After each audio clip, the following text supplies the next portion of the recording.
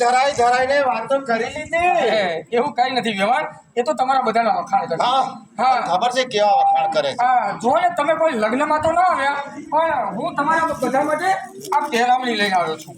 જો આમાં તમારા માટે સુંદર મજાની સાડી છે, આ જમાઈરાજ માટે સૂટનું કાપડ છે, અને બેટા સ્નેહા, લે બેટા તારા માટે પણ હું સાડી લાવું છું. આપી દઈશ. હા બધું તો સમજ્યા, પણ એક વાત કહું, મેં તમને જે પત્ર લખ્યો તો એનું શું થયું? જવાબ ના આપ્યો તમે. જવાબ તો હું તમને ક્યાંથી આપું વ્યવહાર, કારણ કે હજી 1 મહિના પહેલા તો મેં તમને લાખ રૂપિયા આપ્યા હતા, થોડા ઘણા દાગીના ને બધું હતું, એનાથી નાની દીકરીના લગ્ન કર્યા. હવે અમને આપવા જેવું તો મારી પાસે કઈ રહ્યું નથી. કેમ કાંઈ રહ્યું નથી?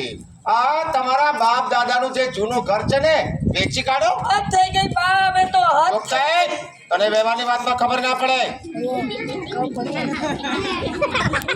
ઓય ભાઈ, કાન ખોલીને સાંભળી લો, મારે તો પૂરા 50,000 રૂપિયા જોઈએ એટલે જોઈએ. જો તમે ના આપી શકતા હો ને, તો આ તમારી દીકરીને તમારા ઘરે લઈ જાઓ. વ્યવહાર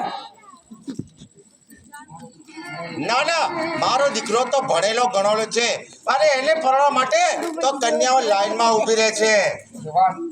વ્યવહાર તમે મને થોડો સમય આપો, હું 5-10 હજાર રૂપિયાની સગવડ તમને કરી દઈશ.